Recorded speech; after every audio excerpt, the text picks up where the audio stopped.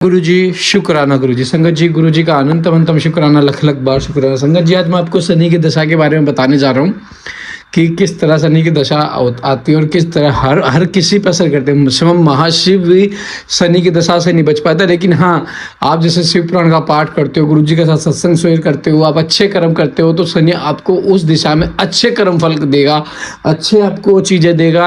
अब लाभ ही लाभ देगा कि 7.5 जब शनि की आती है ना संगत जी, देखो अगर आपने अच्छे कर्म किया, अपने ईमानदार, आप तो उस 7.5 में आप देखना आप तरक्की करोगे, आप घर ले लोगे, गाड़ियाँ ले लोगे, आप आगे बढ़ जाओगे। वही अगर आपने बुरे कर्म करोगे तो आपको देखना आपको शनि बिल्कुल पीछे कर देगा, बहुत पीछे कर देगा। स्वयं महाशिव भी नहीं बच पाए थे शनि की महादिशा से, तो हम कैसे बच पाएंगे। तो संगत जी शनि की महादिशा से बचने का एकमात्र उपाय है शिव पुराण का पाठ करो, गुरु मंत्र जाप करो, संगत जी मंत्र का जाप करो जितना हो सकता है, सत्संग शेयर करो, किसी की चुगलियां मत करो, बुरे कर्म मत करो, अच्छे कर्म करो हमेशा। संगत जी हमेशा आपको गुरु जी ब्लेस करेंगे, हमेशा गुरु जी आपके पास रहेंगे।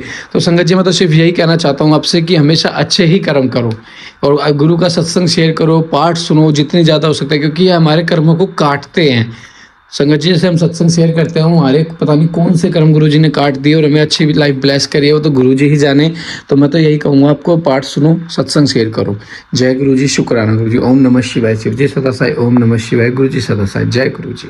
जय गुरु जी।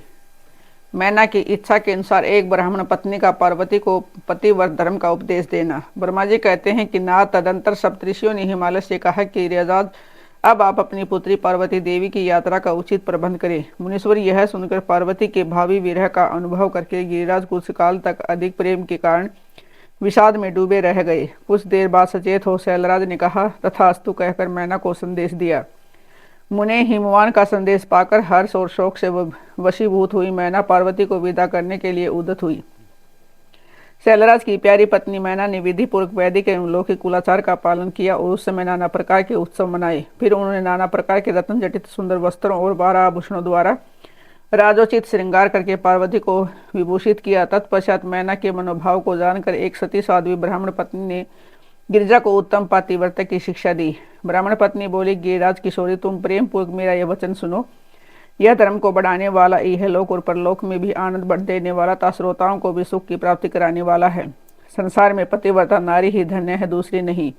वही विशेष रूप से पूजनीय है। पतिव्रता सब लोगों को पवित्र करने वाली और समस्त पाप राशि को नष्ट कर देने वाली है। सिवे जो पति को परमेश्वर के समान मानकर प्रेम से उसकी सेवा करती है, वह इस लोक में संपूर्ण भोगों का उपभोग करके अंत में कल्याणमय गति को जाती है। सावित्री, लोपा, मुद्रा, अरुंधति, सांडिली, सतरूपा, अनुसुया, लक्ष्मी, सवधा, सती, संज्ञा, सुमति, श्रद्धा, मैना और स्वहा, ये तथा और भी बहुत सी स्त्रियां साध्वी कही गई हैं। यहाँ विस्तार भय से उनका नाम नहीं लिया गया। वे अपने पतिव्रत्य के बल से ही सब लोगों की पूजनीय तथा ब्रह्मा, विष्णु, शिव एवं मुनीश्वरों की भी माननीय हो गई हैं। इसलिए तुम्हें अपने पति भगवान शंकर की सदा सेवा करनी चाहिए। वे दीन दयालु, सबके सेवनीय और सत्पुरुषों के आश्रय हैं। श्रुतियों और स्मृतियों में पातिव्रता धर्म को महान बताया गया है। इसको जैसा श्रेष्ठ बताया जाता है वैसा दूसरा धर्म नहीं है, यह निश्चय पूर्वक कहा जा सकता है। पातिव्रता धर्म में तत्पर रहने वाली स्त्री अपने प्रिय पति के भोजन कर लेने पर ही भोजन करे। सिवे जब पति खड़ा हो तो साध्वी स्त्री को भी खड़ी ही रहने चाहिए। शुद्ध बुद्धि वाली साध्वी स्त्री प्रतिदिन अपने पति के सो जाने पर सोए और उसके जागने से पहले ही जग जाए। वह छल कपट छोड़कर सदा उसके लिए हित का कार्य ही करे। सिवे साध्वी स्त्री को चाहिए कि जब तक वस्त्राभूषणों से विभूषित न हो ले तब तक वह अपने को पति की दृष्टि के सम्मुख न लाए। यदि पति किसी कार्य से प्रदेश गया हो तो उन दिनों उसे कदापि श्रृंगार नहीं करना चाहिए। पतिव्रता स्त्री कभी पति का नाम न ले। पति के कटु वचन कहने पर भी वह बदले में कड़वी बात न बोले। पति के बुलाने पर वह घर के सारे कार्य छोड़कर तुरंत उसके पास चली जाए। हाथ जोड़ प्रेम से मस्तक झुका कर पूछे कि नाथ किस लिए इस दासी को बुलाया है, मुझे सेवा के लिए आदेश देकर अपनी कृपा से अनुग्रहित कीजिए। फिर पति को जो आदेश दे उसका वह प्रसन्न हृदय से पालन करे। वह घर के दरवाजे पर देर तक खड़ी न रहे, दूसरे के घर न जाए, कोई गोपनीय बात जानकर हर एक के सामने उसे प्रकाशित न करे। पति के बिना कहे ही उनके लिए पूजन सामग्री स्वयं जुटा दे तथा उनके हित साधन के यथोचित अवसर की प्रतीक्षा करती रहे। पति की आज्ञा लिए बिना कहीं तीर्थ यात्रा के लिए भी न जाए। लोगों की भीड़ से भरी हुई सभा या मेले आदि के उत्सव का देखना वह दूर से ही त्याग दे। जिस नारी को ये तीर्थ यात्रा का फल पाने की इच्छा हो उसे अपने पति का चरणोदक पीना चाहिए। उसके लिए उसी में सारे तीर्थ और अक्षेत्र हैं, उसमें संशय नहीं है। पतिव्रता नारी पति के उच्छिष्ट अन्न आदि को परम प्रिय भोजन मानकर ग्रहण करे और पति जो कुछ दे उसे महाप्रसाद मानकर शिरोधार्य करे। देवता, पितर, अतिथि, सेवक वर्ग, गौ तथा भिक्षु समुदाय के लिए अन्न का भाग दिए बिना कदापि भोजन न करे। पतिव्रत धर्म में तत्पर रहने वाले गृह देवी को चाहिए कि वह घर की सामग्री को संयत एवं सुरक्षित रखे, गृह कार्य में कुशल हो, सदा प्रसन्न रहे और खर्च की ओर से हाथ खींचे रहे। पति की आज्ञा लिए बिना उपवास व्रत आदि न करे, अन्यथा उसका कोई फल नहीं मिलता। वह परलोक में नरकगामिनी होती है। पति सुखपूर्वक बैठा हो या इच्छा अनुसार क्रीड़ा विनोद अथवा मनोरंजन में लगा हो, उस अवस्था में कोई आंतरिक कार्य आ पड़े तो भी पतिव्रता स्त्री अपने पति को कदापि न उठाए। पति नपुंसक हो गया हो, दुर्गति में पड़ गया हो, रोगी हो, बूढ़ा हो, सुखी हो अथवा दुखी हो, किसी भी दशा में नारी अपने एकमात्र पति का उल्लंघन न करे। रसबला होने पर वह 3 रात्रि तक पति को अपना मुंह न दिखाया था, जिससे अलग रहे जब तक स्नान करके शुद्ध न हो जाए, जब तक उसकी कोई बात भी पति के कानों में न पड़ने दे। अच्छी तरह स्नान करने के पश्चात सबसे पहले वह अपने पति के मुख का दर्शन करे, दूसरे किसी के मुंह का कदापि न देखे अथवा मन ही मन पति का चिंतन करे करके सूर्य का दर्शन करे। पति की आयु बढ़ने की अभिलाषा रखने वाली पतिव्रता नारी हल्दी, रोली, सिंदूर, काजल आदि, चोली, पान, मांगलिक आभूषण आदि, केसों का संवारना, चोटी गूंथना तथा हाथ कान के आभूषण, इन सब को अपने शरीर से दूर न करे। धोबिन, छिनाल या उल्टा, सन्यासिनी और भाग्यहीन स्त्रियों को वह कभी अपनी सखी न बनाए। पति से द्वेष रखने वाली स्त्री का वह कभी भी आदर न करे। कहीं अकेली न खड़ी हो, कभी नंगी होकर न नहाए। सती स्त्री ओखली, मूसल, झाड़ू, सील, जात और द्वार के चौखट के नीचे वाली लकड़ी पर कभी न बैठे। मैथुन काल के सिवा और किसी समय में वह पति के सामने दृष्टता न करे। जिस जिस वस्तु में पति की रुचि हो उसे वह स्वयं भी प्रेम करे। पतिव्रता देवी सदा पति का हित चाहने वाली होती है। वह पति के हर्ष में हर्ष माने, पति के मुख पर विषाद की छाया देख स्वयं भी विषाद में डूब जाए तथा वह प्रियतम पति के प्रति ऐसा बर्ताव करे जिससे वह उन्हें प्यारी लगे। पुण्यात्मा पतिव्रता स्त्री संपत्ति और विपत्ति में पति के लिए एक सी रहे, अपने मन में कभी विकार न आने दे और सदा धैर्य धारण किए रहे। घी, नमक, तेल आदि से के समाप्त हो जाने पर भी पतिव्रता स्त्री पति से सहसा यह न कहे कि अमुक वस्तु नहीं है, वह पति को कष्ट या चिंता में न डाले। देवेश्वरी पतिव्रता नारी के लिए एकमात्र पति ही ब्रह्मा, विष्णु और शिव से भी अधिक माना गया है। उसके लिए अपना पति शिवरूप ही है। जो पति की आज्ञा का उल्लंघन करके व्रत और उपवास आदि के नियम का पालन करती है, वह पति की आयु हर लेती है और मरने पर नरक में जाती है। जो स्त्री पति के कुछ कहने पर क्रोधपूर्वक कठोर उत्तर देती है, वह गांव में कुतिया और निर्जन वन में सियारिन होती है।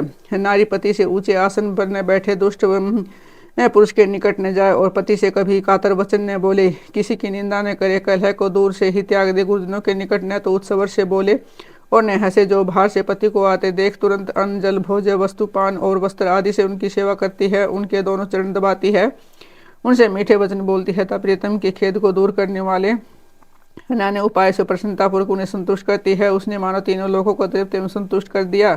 पिता, भाई और पुत्र परिमित सुख देते हैं, परंतु पति असीम सुख देता है। अतः नारी को सदा अपने पति का पूजन, आदर, सत्कार करना चाहिए। पति ही देवता है, पति ही गुरु है और पति ही धर्म, तीर्थ एवं व्रत है। इसलिए सबको छोड़कर एकमात्र पति की ही आराधना करनी चाहिए। जो दुर्बुद्धि नारी अपने पति को त्याग कर एकांत में विचरती है, या वह वृक्ष के खोखले में शयन करने वाली क्रूर उल्लू की होती है। जो प्राय पुरुष को कटाक्षपूर्ण दृष्टि से देखती है, वह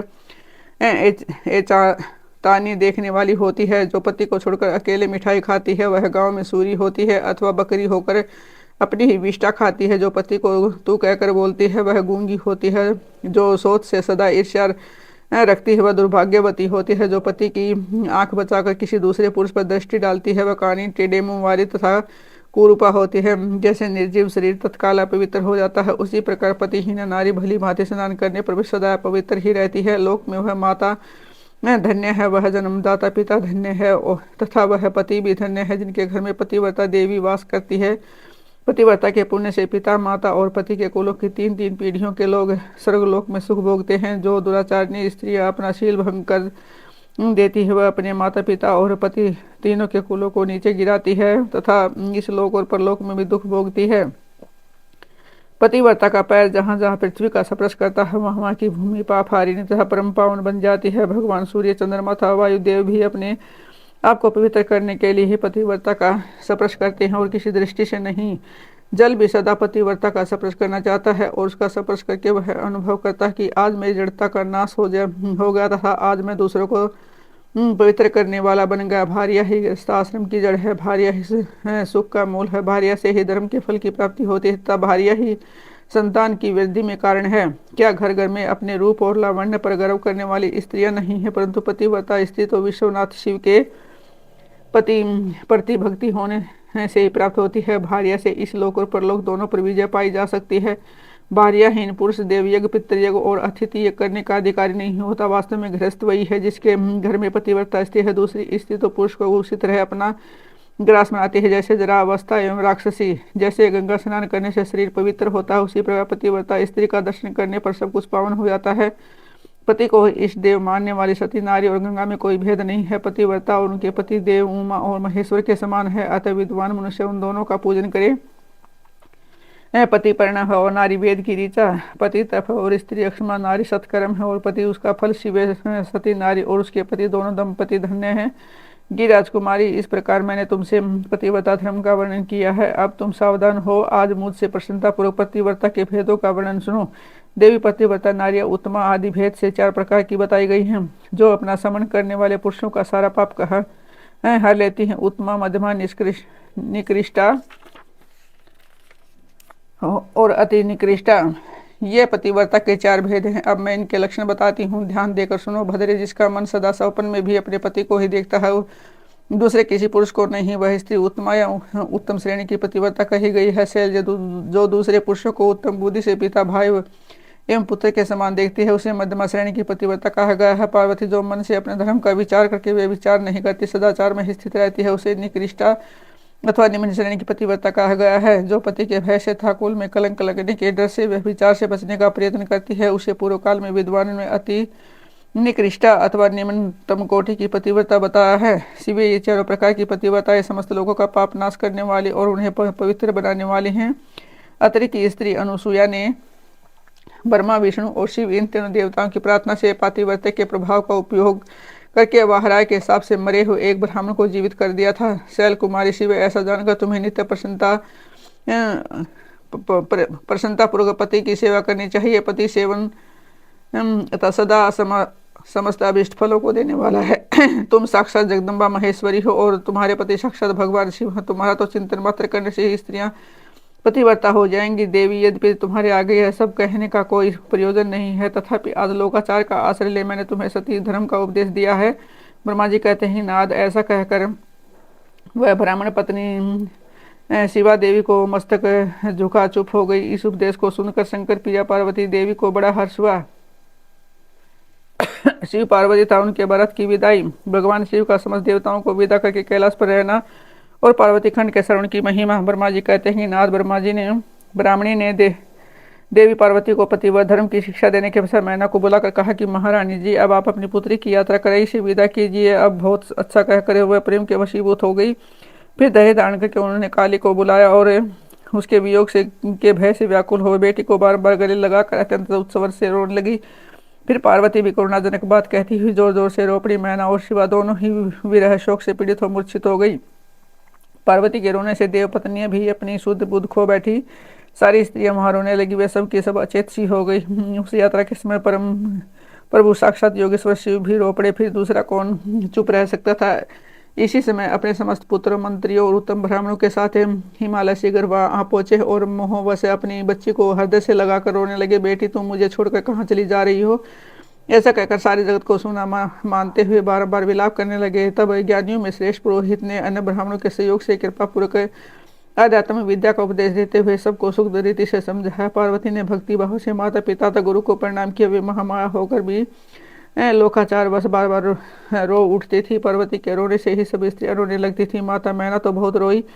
भोजाइया भी रोने लगी। यही दशा भाइयों की थी। शिवा की माँ, भाभियाँ तथा अन्य युवतियाँ बार बार रोदन करने लगी। भाई और पिता भी प्रेम और सौहार्द बस रोए बिना न रह सके। उस समय ब्राह्मणों ने मिलकर सबको आदरपूर्वक समझाया और यह सूचित किया कि यात्रा के लिए यही सबसे उत्तम तथा शुद्ध लगन है।